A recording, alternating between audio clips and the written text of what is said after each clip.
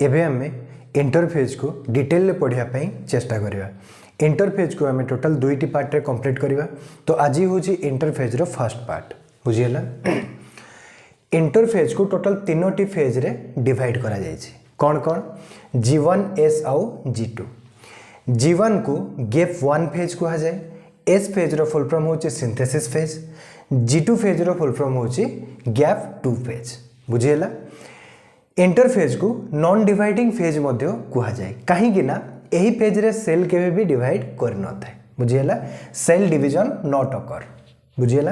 यही फेज रे cell division हेई न थाए सेहिति पई एही फेज को कहा जाए non dividing phase. It takes more than 95% time of duration of cell cycle. गोटे सेल साइकिल कंप्लीट होगा पाई जेतिकी समय लगी थाए ताकू कौन कहा जाए? Duration of cell cycle. आउ ड्यूरेशन ऑफ सेल साइकिल रो मोर देन 95% टाइम टेक करि थाए किए? इंटरफेस। बुझी पारुछ ना? ड्यूरेशन ऑफ सेल साइकिल रो मोर देन 95% टाइम खर्च हे थाए कोठी? इंटरफेज रे बुझियला। तेणु यह को एक लॉन्ग फेज कहा जाए। बुझिपारछ कहीं लॉन्ग फेज कहा जाए? As it takes maximum time of cell cycle. Cell cycle रो मैक्सिमम टाइम माने मोर देन 95% टाइम को फेज रे खर्च होता है? इंटरफेज रे। तेणु इंटरफेज को एक लॉन्ग फेज बोली कि कहा जाए बुझियला। आशा करूँ बुझी पारथिबो। या को रेस्टिंग फेज मध्य कहा जाए। इंटरफेज को रेस्टिंग फेज मध्य कहा जाए कहीं कि because cell is not dividing in this phase. यही फेज रे सेल डिवाइड कर न थाए बुझियला। तेणु यह को कहा जाए रेस्टिंग फेज। किंतु यही फेज रे सेल प्रकृत रे रेस्ट करि थाए कि ना? सेल कौन करि थाए? But doing preparation. से प्रिपरेशन करि थाए बुझियला। कहा पाई? For cell division. Cell division पाई से प्रिपरेशन करि थाए एही फेज रे।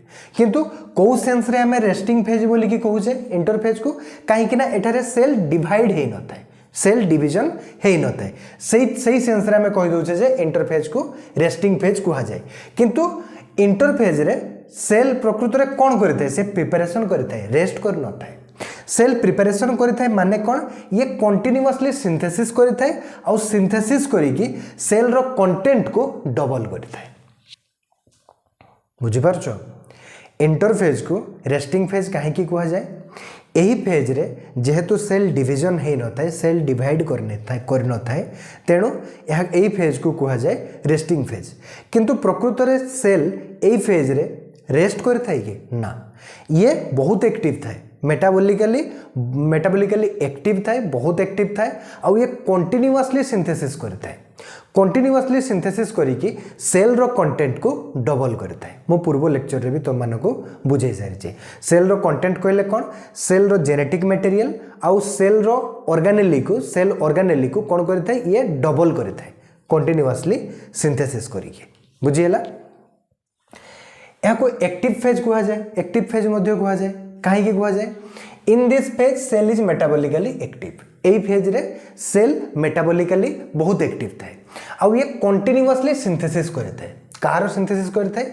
जीनोम रो आउ सेल ऑर्गेनेल रो। जीनोम कहले जेनेटिक मटेरियल या डीएनए भी तुम माने कहि पारो। एही फेज रे सेल मेटाबॉलिकली बहुत एक्टिव थाए आउ सेल रो कंटेंट को माने जेनेटिक मटेरियल को और सेल ऑर्गेनेल को कोन करथाए? डबल करथाए सिंथेसिस करिकी कंटिन्यू। तेणु यह को एक्टिव फेज कहा जाए। यही फेज रे सेल बहुत एक्टिव थाए बुझियला। तेणु यह को एक्टिव फेज मध्य कहा जाए। एठी लिखिछि मु डेफिनेशन इंटरफेज रो। Duration between two M phase is known as interphase. दुईटी एम फेज मध्य रे थिबा ड्यूरेशन को कहा जाए हमर इंटरफेज बुझियला। देखो ए जिंसटी को बुझाया पय चाहूची तुम मानको। एटा होची पेरेंट सेल। ये जिते सेल डिवीजन रे एंटर करे सेते कौन करे? फर्स्ट इंटरफेज करे बुझियला। इंटरफेज करी कि सेल तार कंटेंट को डबल कर देला तापर से करिवो एम फेज। एम फेज करिबा द्वारा कौन हैला? पेरेंट सेल दुईटी डॉटर सेल रे कन्वर्ट हो गला। तापर से दुईटी डॉटर सेल रे कौन हबो? इंटरफेज तापर एम फेज तापर ए दुईटी डॉटर सेल रो कौन हो जिवे? चारोटी डॉटर सेल कन्वर्ट हो जाए एइथिरे भी इंटरफेज एम फेज होइकी दुईटी डॉटर सेल एइथिरे भी इंटरफेज एम फेज होइकी दुईटी डॉटर सेल रे कन्वर्ट हो जाए बुझीगला। तो देखो एटी कौन होइछि एम फेज होइछि बुझीगला आउ ए सेल रे कौन होइछि एटू एम फेज स्टार्ट होइछि बुझीगला। तो एठू दुई एम फेज मध्य थिबा ए ड्यूरेशन को कौन कहबा इंटरफेज बुझी पारछो एटी एम फेज होइछि एटी एम फेज होइछि बुझीगला बुझी पारछो ना एटी एम फेज कंप्लीट होइछि एटू एम फेज स्टार्ट होइछि एटी इंटरफेज कंप्लीट होइछि एटी एम फेज स्टार्ट होइछि बुझीगला। तो एटा होछि एम फेज एटा होछि एम फेज तो दुईटी एम फेज मध्य थिबा ड्यूरेशन को कौन कहा जाए इंटरफेज। आशा करुछि बुझी पारथिबो। देखो एटी एम फेज होइछि एटी एम फेज होइछि ए दुईटी एम फेज मध्य जो ड्यूरेशन रहिछि ताकू कहा जाए इंटरफेज।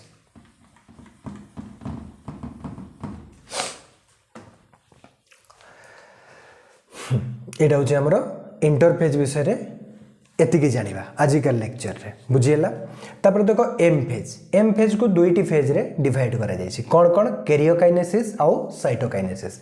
कैरियोकाइनेसिस काहा को कहा जाए डिवीजन ऑफ न्यूक्लियस को न्यूक्लियस रो डिवीजन को कहा जाए कैरियोकाइनेसिस आउ साइटोप्लाज्म रो डिवीजन को कहा जाए साइटोकाइनेसिस बुझियला। Division of nucleus is known as karyokinesis division of cytoplasm is known as cytokinesis बुझियला।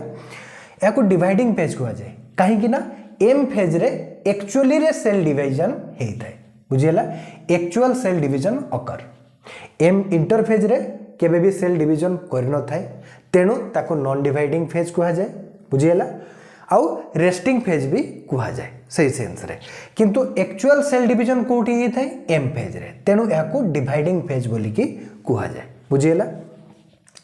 It takes less than 5% time of cell cycle बुझियला।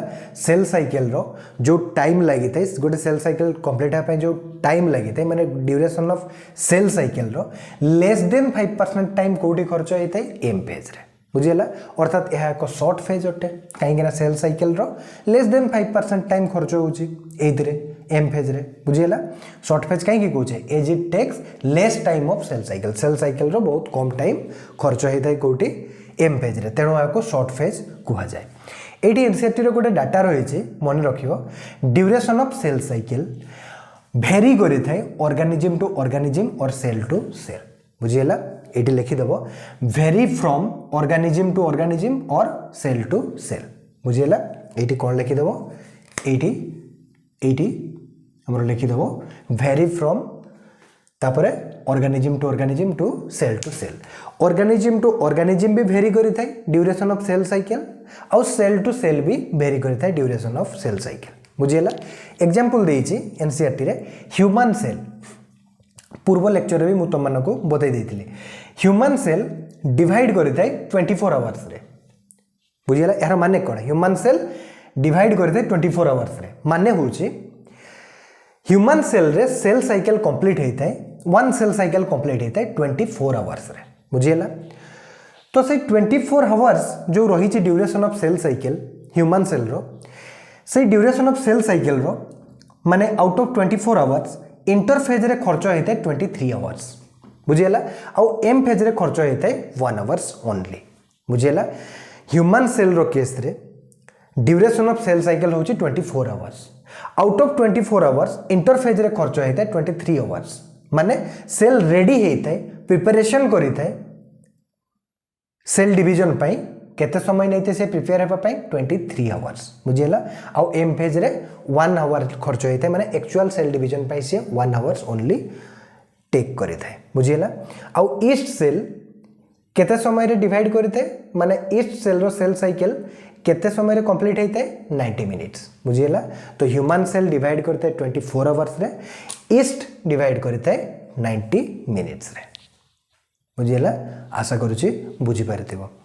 तो नेक्स्ट लेक्चर रे आमे G1 S आउ G2 रे कौन कौन इवेंट्स सब घटी थांती ताकू डिटेल ले बुझिया पई चेष्टा करिया बुझियला।